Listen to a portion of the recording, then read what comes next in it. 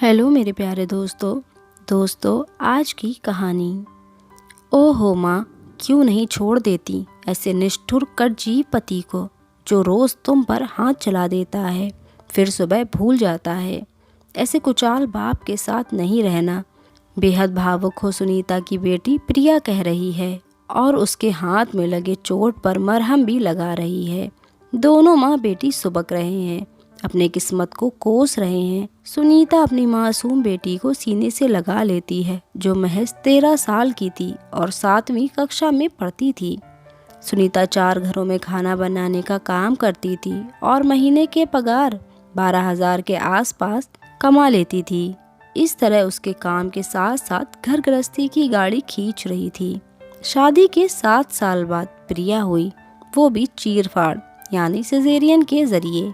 उसमें भी बहुत पैसे खर्च हुए थे, इसलिए उन घरों का काम करती रही जिन्होंने उस समय के गर्भावस्था में मदद की थी। बेटी के होने से सुनीता का पति राजेश खार खाए रहता था।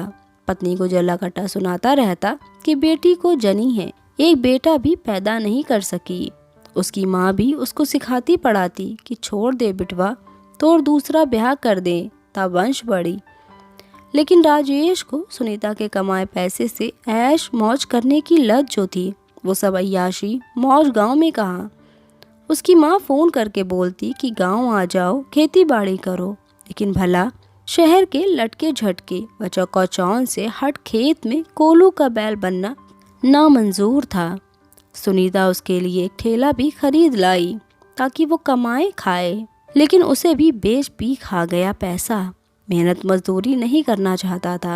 हर महीने सुनीता का आधा पैसा छीन लेता और पीने खाने में उड़ा देता था। जब पैसे खत्म हो जाते तो बर्तन बासन बेच देता था या सुनीता के गहने चुरा लेता। एक दिन सुनीता के कान के झुमके उसकी माँ ने शादी में दिए थे। उसको लेने के लिए उसकी पेटी का ताला तोड़ रहा था कि अचानक से काम पर से सुनीता आ जाती है और ताला तोड़ते देख ताड़ गई कि वो कुछ चुराने के लिए जुर्रत कर रहा है। सुनीता को तो काटो तो खून नहीं, चेहरे पर हवाइयाँ उड़ने लगी हैं। लेकिन सुनीता उसकी मंशा भाप चुकी है। ये क्या हो रहा है? मेरी बेटी का ताला क्यों तोड़ना चाह रहे हैं? क्या चाहिए कमीने? साले जब से शादी हुई तब से रावण बन खा रहा है। रणचंडिका बन सुनीता ने पास रखी एक लाठी से राजेश के सिर पर दे मारा, जिससे उसके माथे के ऊपर से लाठी के जोर के प्रहार से खून बहने लगा। दर्द से पीड़ित वो वही राजेश जमीन पर बैठ गया और कातर नजर से सुनीता की ओर ताका। लेकिन आज सुनीता रौद्र रूप ने प्रतीत दिखी। उसकी माँ को फोन लगाते हुए बोलती है, अपने नकारा बेटे को ले जाइए, अब एक क्षण उसके साथ नहीं रह सकती। ये मेरी कमाई खाता है, ऊपर से मेरे को मारता पीटता भी है। सास अपनी बहू की बात सुन तंग रह गई और राजेश अपने माथा को रुमाल से दाबे हुए बाहर निकल गया। खबरदार, जो कभी वापस यहाँ आए तो मेरे लिए मर गए हो। आज व अभी से मैं विधवा हो गई।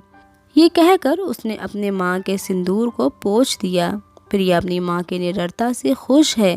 अब माँ बेटी ने दुखी जीवन की पीड़ा की अति से खुद को मुक्त कर लिया था।